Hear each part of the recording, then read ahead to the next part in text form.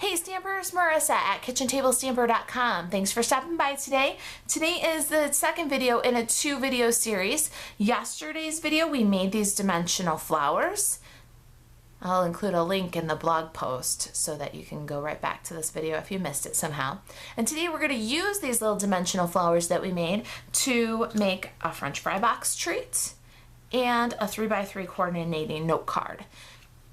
The first thing I wanted to talk to you about, I've got a die club going on right now. It's a Muse Studios has exclusive Spellbinder dies, cut some awesome boxes. And one of the questions that I get often is, do the Spellbinder boxes, the Muse Studio exclusives, work in my current die cutting system? I've got a Cuttlebug or I've got a Big Shot and I'd like to join the club, but I don't know if your dies will work in my machine. And the answer to that in most cases is yes, they will work in your Big Shot or your Cuttlebug. And so I just wanted to show you this. This is the Muse Studio French Fry Box exclusive Spellbinders die. If you're familiar with Spellbinders, you know the quality and durability of these dies. It's an aperture die that both cuts and scores your cardstock. And today I'm going to use this die in my Big Shot machine. I pulled out the Big Shot so I can show you how that works.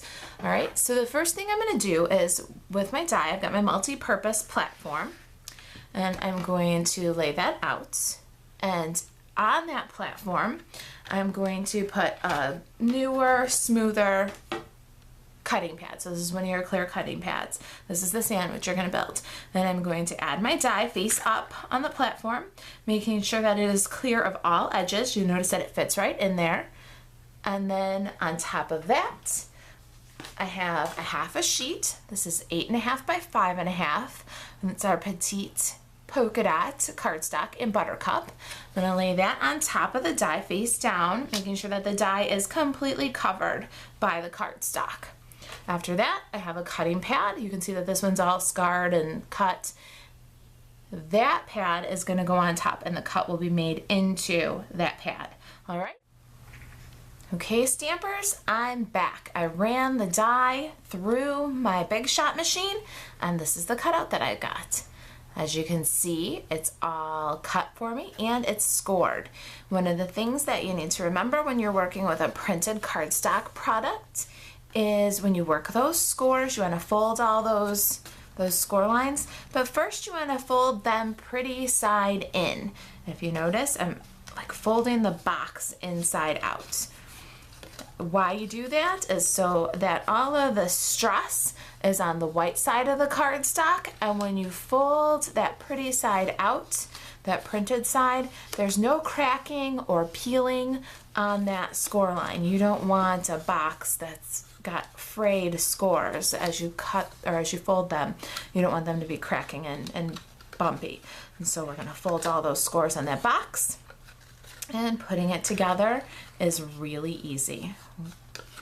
Okay, so we're going to fold those all the right way, and then there it is. There's your little box.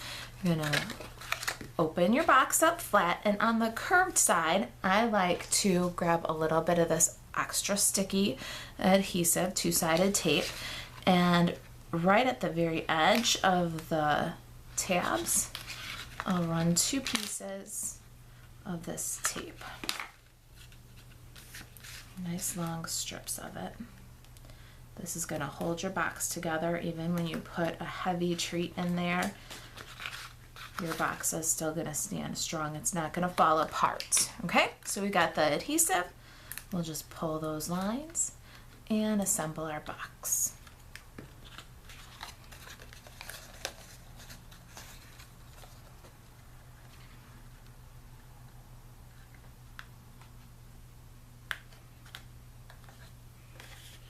There we go, down one side and down the other side.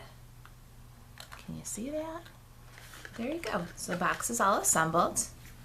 And really simply, to embellish it, I'm just going to add a strip again of this nice strong tape, strip of craft cardstock, and hit it with a crimper, paper crimper.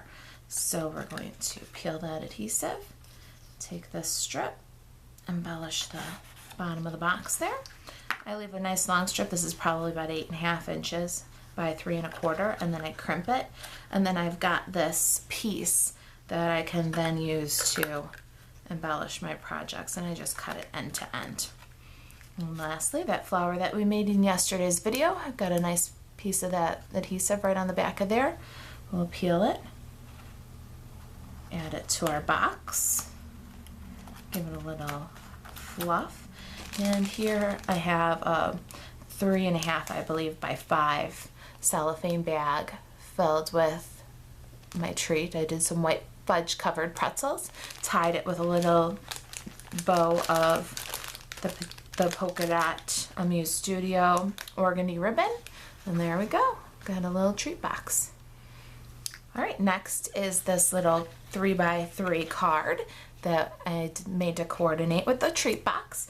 You'll start with a craft cardstock, and that is 6 inches by 3 inches, and it's scored at 3 inches to make a little card.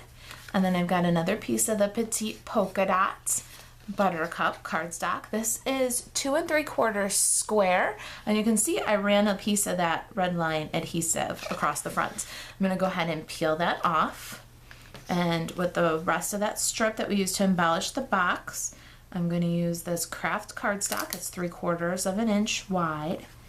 I'm going to adhere that to the red line tape and trim off the excess. Add that to my card front. Real easy. There we go. Just center it all around. Then next up, I have one of these little word windows punch outs. Here is the card. You can see here that I chose a little bit different shape for this window. The die set is also an Muse Studios exclusive. Excellent choice for the die club. You get 5 different window shaped dies here in the set. All of these dies are included. Great for adding sentiments to your card or punching holes in your card so that the sentiment can be seen from the outside. So we got our little word window here all punched out, and I've got a Muse Studio Rich Cocoa ink and the Praying for You sentiment from Say It With Style. I'm going to go ahead and ink up that stamp. Muse Studio ink pads are pigment ink pads. That means they're a sponge pad and they're very saturated, so you're going to tap lightly multiple times. Don't squish the stamp into the pad, otherwise you'll have a mess. Line that up and stamp our greeting. And go ahead and I have another one of the flowers made up with some red adhesive on the back. I'm going to just pull those adhesive release. These over, position our flower on the card. A little adhesive. You could use some foam adhesive here to bump up the sentiment if you like. Add some adhesive to the back. Center on the card, and there you go. There you have it. Okay, here are the finished projects. We've got a cute little French fry box filled with a sweet treat and a 3 by 3 note card to coordinate. Thanks for stopping by today. If you have any questions, you can either email me or leave them as a comment on this post, and I'll get back to you.